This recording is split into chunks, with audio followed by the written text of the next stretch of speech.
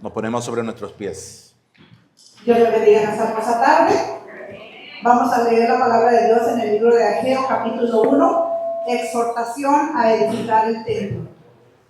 En el año segundo del rey Darío, en el mes sexto, en el primer día del mes, vino palabra de Jehová por medio del profeta Ageo a Zorobabel, hijo de Salatiel, gobernador de Judá, y a Josué, hijo de Josadán, sumo sacerdote, diciendo: así ha dicho Jehová de los ejércitos, diciendo: este pueblo dice, no ha llegado aún el tiempo de que la casa de Jehová sea reedificada. Entonces vino palabra de Jehová por medio del profeta Ageo, diciendo: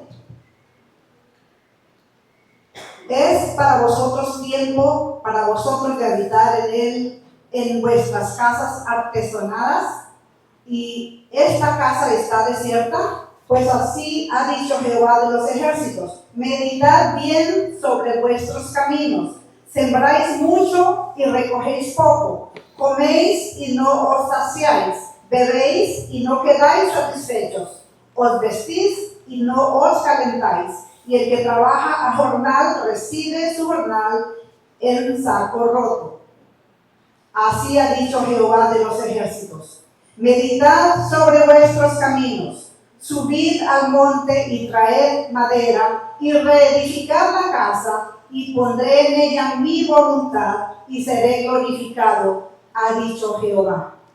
Buscáis mucho, y halláis poco, y encerráis en casa, y yo lo disiparé en un soplo. ¿Por qué? Dice Jehová de los ejércitos: por cuanto mi casa está desierta y cada uno de vosotros corre a su propia casa.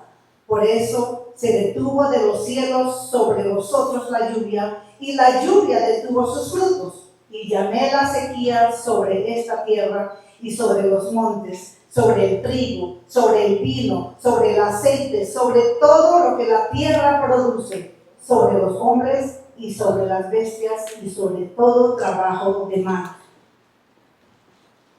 Y oyó Zorobabel, hijo de Salatiel, y Josué, hijo de Josadac, sumo sacerdote, y todo el resto del pueblo, la voz de Jehová su Dios, y las palabras del profeta Ageo, como le había enviado Jehová su Dios, y temió el pueblo delante de Jehová. Entonces Ageo, enviado de Jehová, habló por mandato de Jehová al pueblo, diciendo: yo estoy con vosotros, dice Jehová. Y despertó Jehová el espíritu de Zorobabel, hijo de Salatiel, gobernador de Judá, y el espíritu de Josué, hijo de Josadac, sumo sacerdote, y el espíritu de todo el resto del pueblo, y vinieron y trabajaron en la casa de Jehová de los ejércitos, su Dios, en el día 24 del mes sexto, en el segundo año del rey Darío.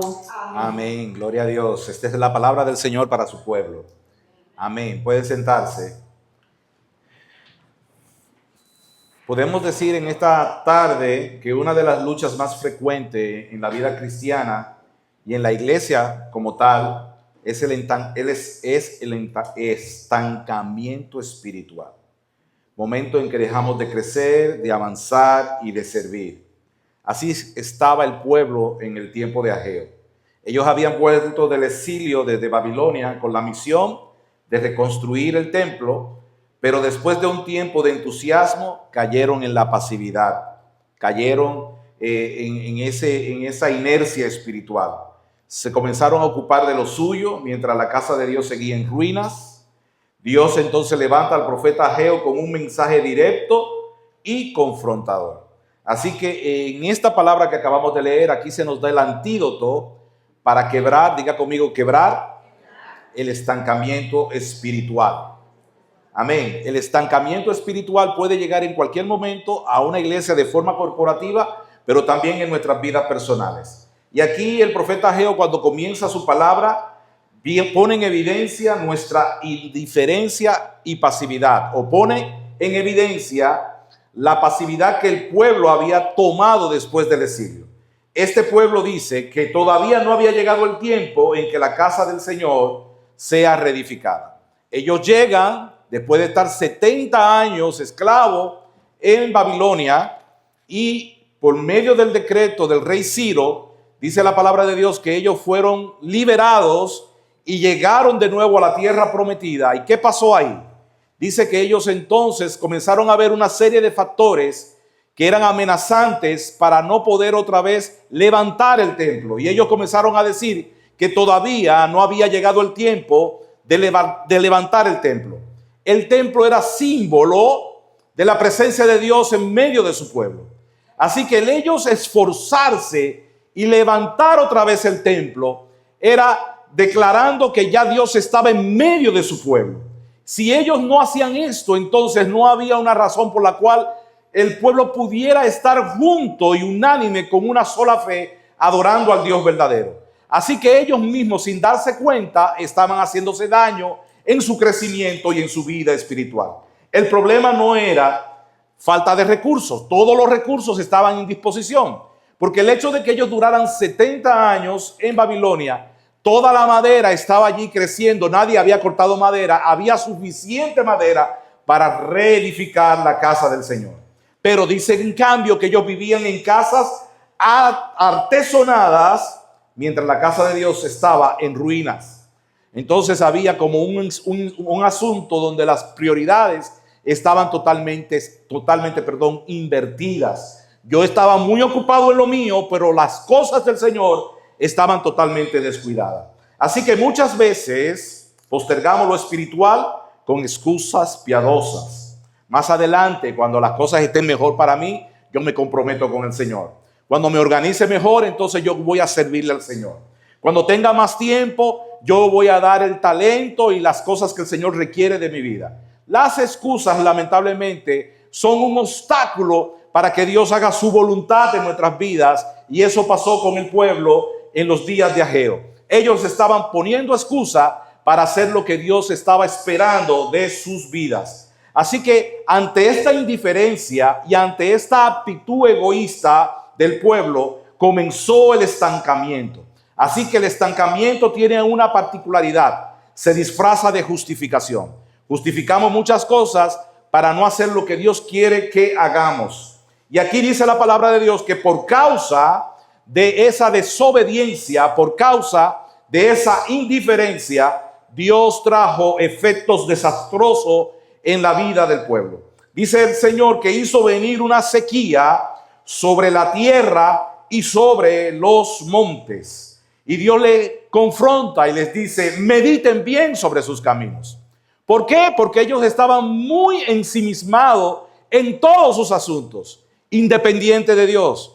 Después que Dios hizo un milagro poderoso de liberarlos de la tierra de los caldeos y venir otra vez a la tierra prometida, ellos, en vez de entregar su vida al Señor, buscar al Señor con más prontitud, comienzan a concentrarse en ellos mismos.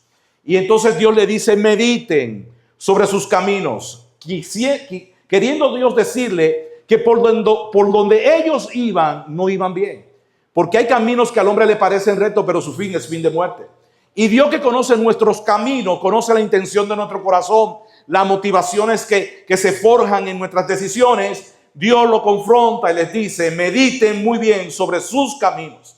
Así que con ello el pueblo trabajaba, pero dice la palabra de Dios que no veían fruto. Sembraban mucho y recogían poco.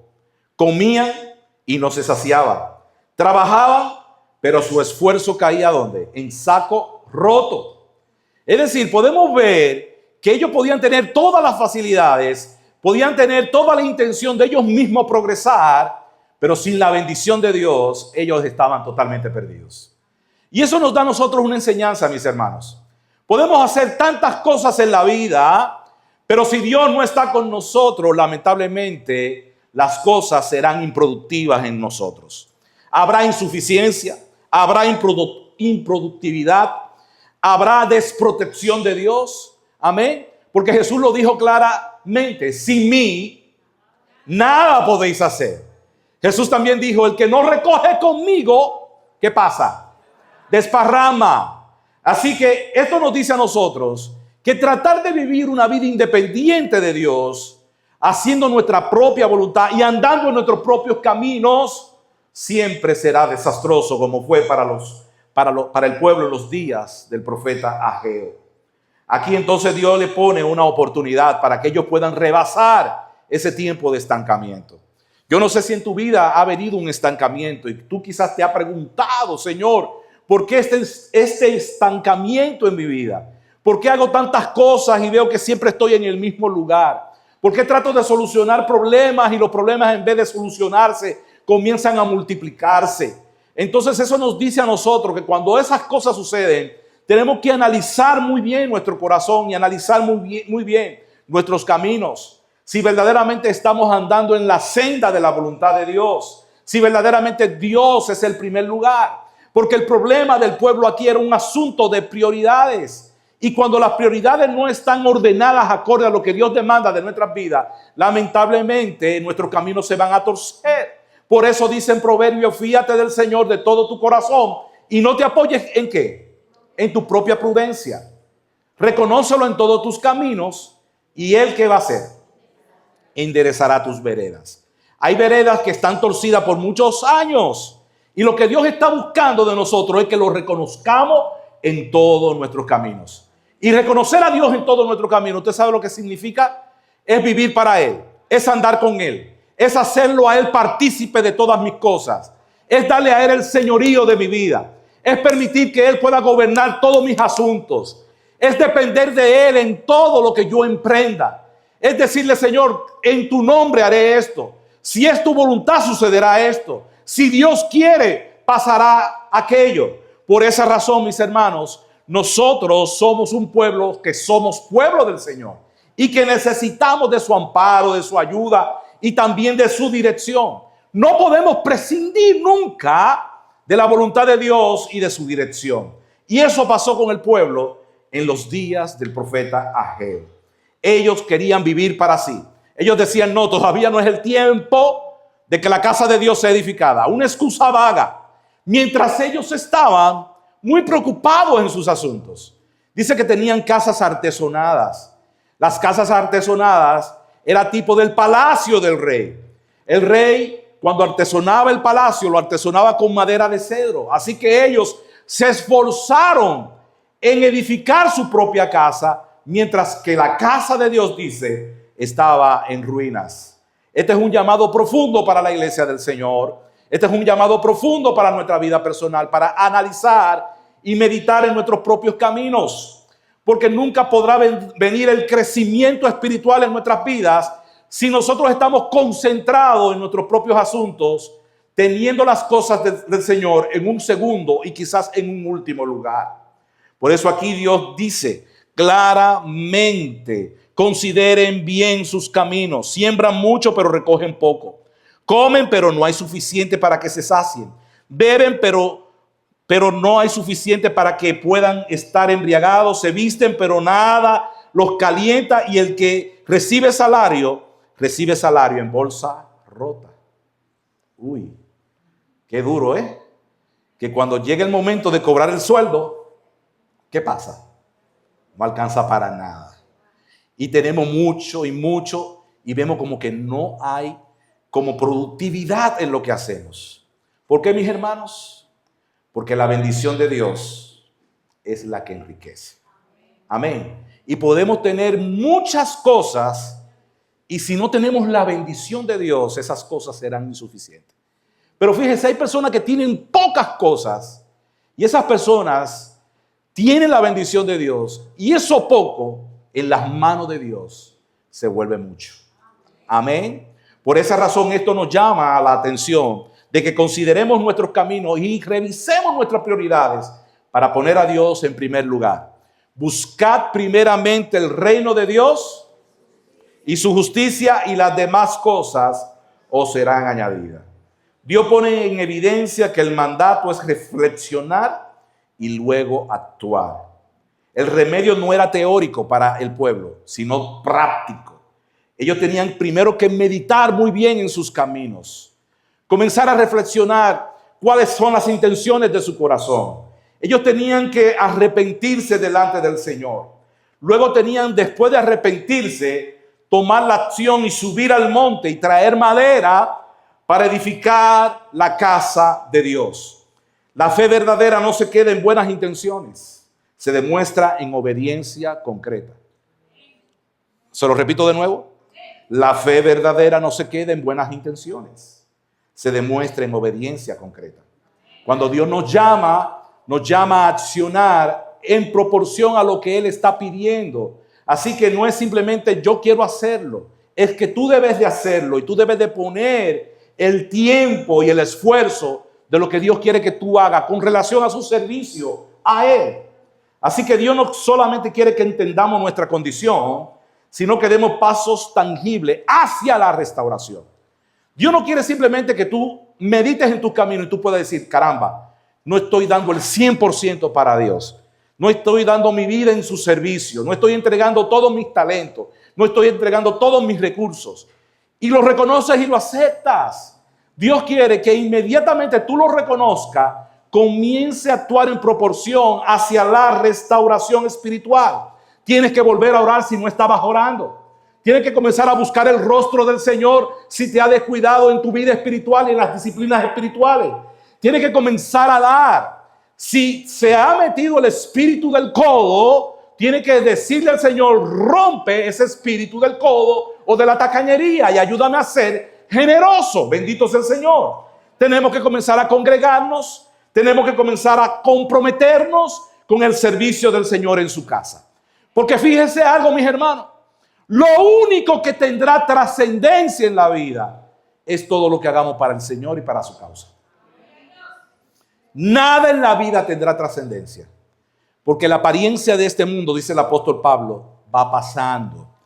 Todas las cosas dejarán de ser y lo único que va a permanecer es el reino de Dios, porque es un reino inconmovible. Así que todo lo que yo haga tiene que apuntar a ese propósito.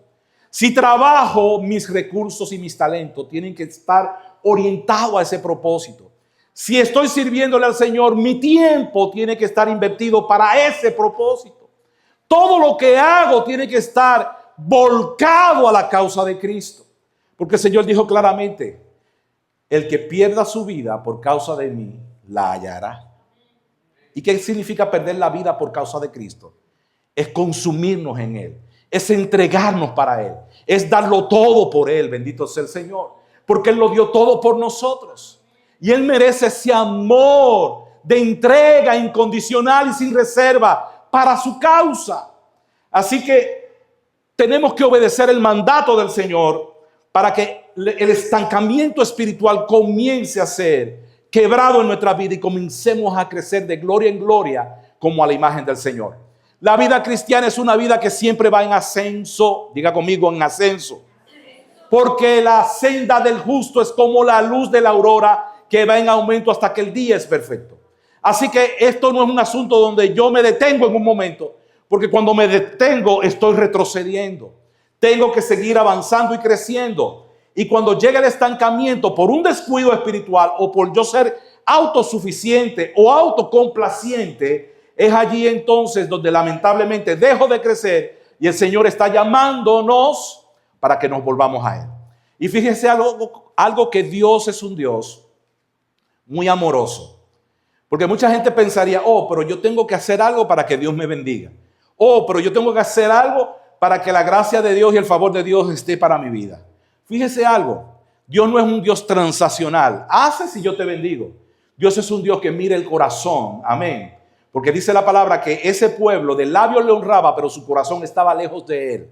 Lo que pasa es que los actos de obediencia ponen en perspectiva nuestra devoción a Dios y el lugar donde Dios está. Amén. Así que cuando yo obedezco, estoy mostrando que estoy amando a Dios. Pero si yo estoy desobedeciendo, Dios sabe que ese camino de desobediencia me va a llevar a un camino de destrucción y de desastre en cuanto a mi vida con Él. Así que Dios va a permitir cosas incómodas en nuestra vida, Él la va a permitir, Él la va a crear, Él la va a conjugar para llamarnos la atención. Es como diríamos el altavoz de Dios diciéndonos: no andas bien.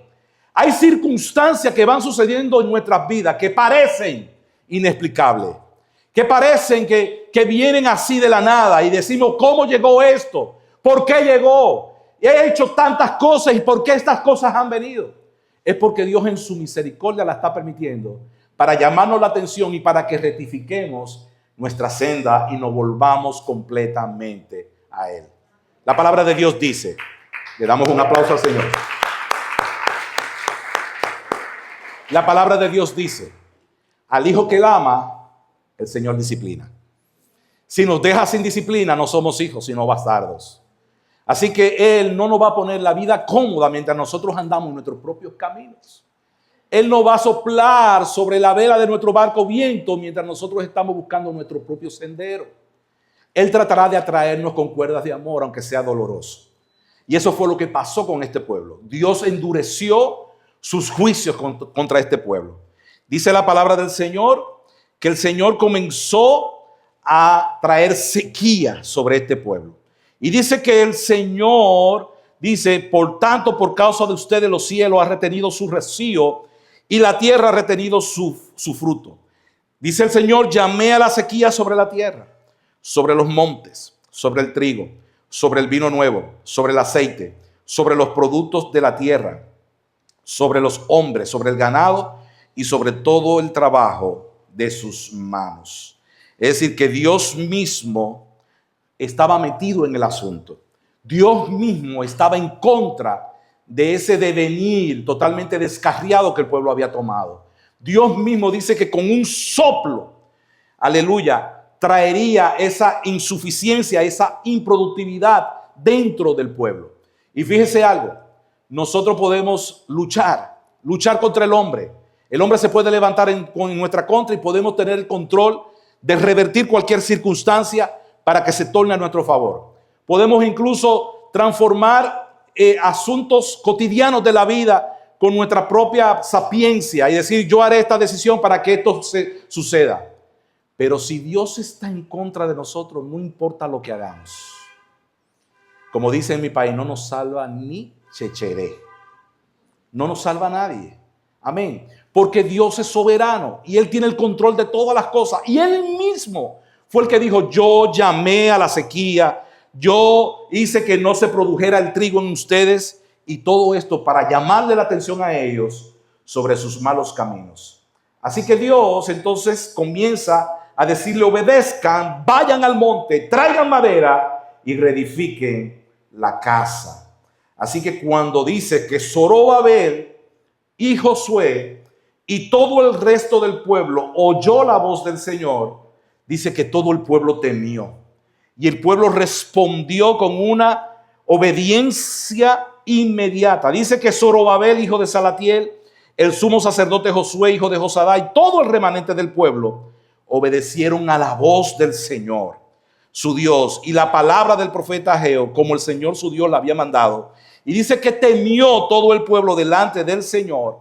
Y entonces Ageo, mensajero del Señor, por mandato del Señor, habló al pueblo diciendo: yo estoy con ustedes, declara el Señor. Es decir, podemos ver a un Dios de amor que, aunque nos vea en un camino totalmente opuesto a su voluntad, envía su palabra, trata con nosotros con métodos disciplinarios y entonces nos trae otra vez con cuerdas de amor. Si nosotros obedecemos y tememos al Señor, entonces su favor vendrá a nosotros. Inmediatamente el Señor tornó gracia a ellos y le dijo: yo estoy con ustedes, dice el Señor. Y eso es lo único que nos basta a nosotros. El hombre puede estar en contra de nosotros, pero si Dios es por nosotros, ¿quién contra nosotros? Si tenemos a Dios de nuestro lado, eso es lo único que necesitamos, aunque todos estén en nuestra contra. Si tenemos a Dios a nuestro lado, los caminos se van a abrir. Si tenemos a Dios de nuestro lado, todo lo que hagamos va a fructificar. Si tenemos a Dios de nuestro lado, aleluya, Él estará al frente y no seremos jamás conmovidos. Dios respondió con ánimo y respaldo al ver la actitud de obediencia del pueblo. Dice, yo estoy con vosotros, dice el Señor. ¿Y cuál fue el resultado? Dios despertó el espíritu del pueblo. Y si Dios lo despertó era porque el espíritu estaba durmiendo. Si Dios lo despertó era porque estaban totalmente indiferentes. En ese sueño de la indiferencia espiritual. En ese sueño donde yo le doy la espalda a todas las cosas que el Señor quiere para mi vida. Dice que el Señor despertó el espíritu del pueblo y despertó el espíritu, aleluya, del sacerdote Zorobabel y de Salatiel. Y dice que despertó el espíritu de Josadá. Y dice que todo el pueblo vinieron a trabajar en la obra de Dios. Así que en algunos momentos Dios tiene que despertarnos, darnos ese shock para que nosotros podamos decir, Señor, yo quiero hacer tu voluntad. Señor, yo quiero vivir para ti. Señor, yo quiero hacer lo que tú me demandas. Porque yo sé que haciendo lo que tú quieres que yo haga, mi vida será completamente bendecida. Así que el resultado fue un resultado maravilloso. El pueblo se salió del carril fuera de la voluntad de Dios, dio la vuelta y comenzó a caminar en el sendero de la voluntad del Señor. ¿Y qué pasó? Que Dios comenzó a bendecirles de una manera maravillosa. En esta tarde, tú tienes que revisarte y preguntar qué área de mi vida espiritual está estancada hoy. ¿Qué área de mi vida espiritual, de mi vida, está estancada hoy? ¿Qué debo de hacer para que ese estancamiento se quiebre? ¿Qué debo de hacer para que Dios pueda en el nombre de Jesús despertar mi espíritu? Hacerme ver las cosas de una manera distinta, andar en sus caminos, deleitarme en su voluntad. ¿Dónde necesita pasar de la pasividad a la obediencia? Porque hay momentos donde debemos de actuar y estamos pasivos. Pero hay momentos donde debemos estar pasivos y estamos actuando. Así que solamente buscamos esa alineación de hacer las cosas conforme a la voluntad de Dios si yo estoy cerca de Dios. Amén. Porque donde yo descubro la voluntad de Dios no es simple y llanamente tratando yo de buscarle razón a las circunstancias. Donde yo descubro la voluntad de Dios es en su presencia. Si más estoy cerca de su presencia, más real y más palpable será la voluntad de Dios para mi vida. Estando cerca de Él, voy a conocer su voluntad. Pero si yo ando en mis propios caminos, voy a andar conforme a mis propios criterios. Voy a andar conforme a mis propios razonamientos. Voy a andar conforme a mis propios caminos. Y lamentablemente va a pasar lo mismo que pasó con este pueblo, que sembraba y no recogía, que tenía y se le iba todo en saco roto, porque Dios se había alejado de ellos. Así que debo de pasar de la pasividad a la obediencia. Dios está llamándonos a la obediencia. Y no simplemente busquemos excusas para no obedecer. Dios quiere que demos ese paso para decirle, Padre mío, yo quiero sacrificar todo lo que sea necesario para yo poder obedecerte. La promesa de Dios sigue vigente. Cuando ponemos a Dios en primer lugar, Él se encarga de avivar nuestro espíritu y multiplicar nuestra obra. Cuando ponemos a Dios en primer lugar, Él se encarga de avivar y revitalizar nuestro espíritu y Él se encarga de toda nuestra obra. Aleluya. Es un buen negocio trabajar con Dios. Estar cerca de Él. Permitir que Él nos guíe en todas las cosas que sean necesarias. ¿Sabe que la palabra yo soy significa el que existe en sí mismo? Yo soy el que soy, le dijo Dios a Moisés. ¿Qué pasó? Que cuando tradujeron esa palabra del hebreo al griego, se perdió la primera persona y cayó en tercera persona. Se tradujo, yo soy el que es. Y eso es podríamos decir, hay una disparidad en esos dos significados. Cuando yo digo que yo soy el que soy está conmigo, estoy diciéndole a Dios en primera persona que Él debe estar en todos mis asuntos. En lo que yo trabajo, Dios tiene que estar conmigo. En lo que yo emprendo, Dios tiene que estar conmigo. En lo que yo decido, Dios tiene que estar conmigo. Amén. En mis grandes decisiones trascendentales, Dios tiene que estar conmigo. Una de las cosas que pasan a frecuencia dentro de la iglesia del Señor es esta: que tomamos decisiones fuera del consentimiento del Señor. Amén, porque entendemos que podemos hacerlo porque somos seres humanos individuales. Pero nosotros ahora mismo estamos bajo el señorío de Cristo. Nuestra vida no nos pertenece, le pertenece a Él. Y el yo soy tiene que estar involucrado en todos los detalles ínfimos de nuestras vidas. Si el yo soy está en todo, aleluya, tendremos victoria en todo. Si el yo soy está en todo, vamos, aleluya, a avanzar en todo. Y si el yo soy está en todo, yo seré bendecido en todo. ¿Te atreves a hacer eso en esta mañana? A decirle, Señor, involúcrate en todos los detalles de mi vida.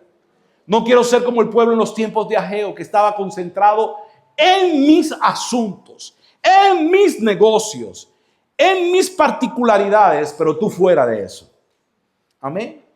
Tenemos que decirle, Señor, yo no quiero seguir en esta esfera de insuficiencia y de improductividad. Yo quiero realmente hacerte parte de todos los detalles de mi vida. Y si tú eres parte de todos los detalles de mi vida, yo seré el hombre y seré la mujer más libre que existe sobre la faz de la tierra. Ese es el llamado de Dios para la iglesia. Amén. Ese es el llamado de Dios para esta iglesia. Dios quiere despertar tu espíritu.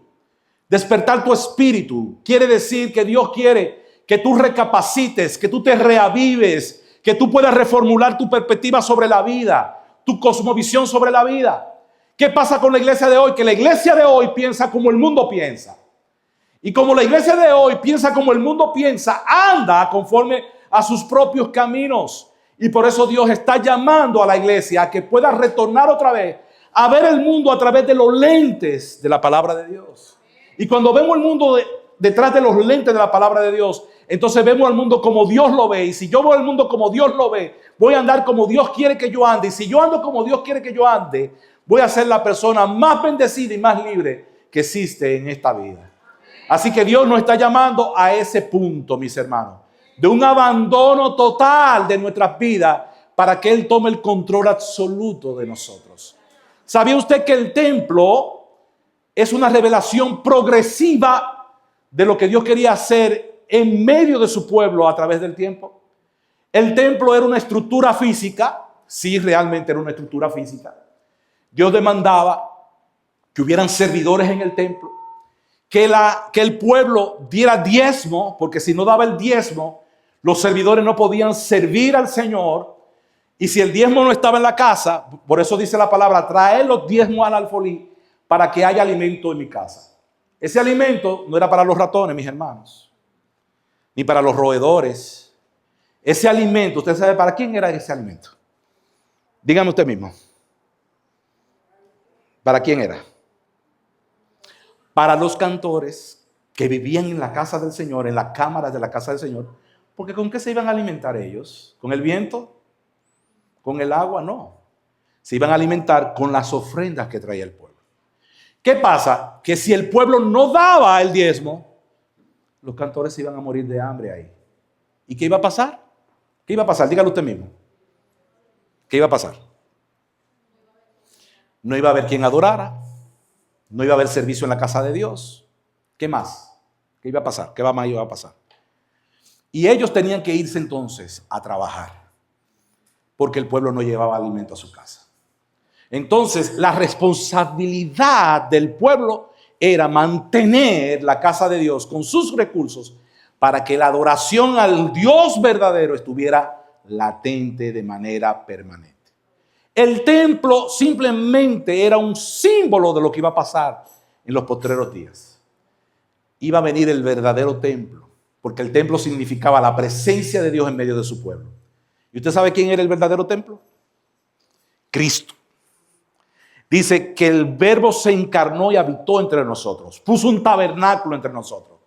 Así que de la misma forma que el pueblo había descuidado el templo, de la misma forma la iglesia de este siglo ha descuidado el verdadero templo, que es Cristo.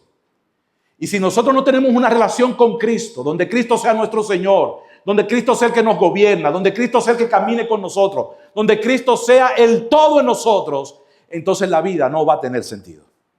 Así que en esta tarde tenemos que recapturar de nuevo, de vivir una vida cristocéntrica, donde Él sea el centro de nuestra existencia, el centro, aleluya, de todo lo que hacemos, para que estemos completos en todo, porque el tener a Cristo es tener la plenitud, aleluya, de la vida. Ese es el llamado de Dios para la iglesia de hoy. Que Dios lo bendiga mucho.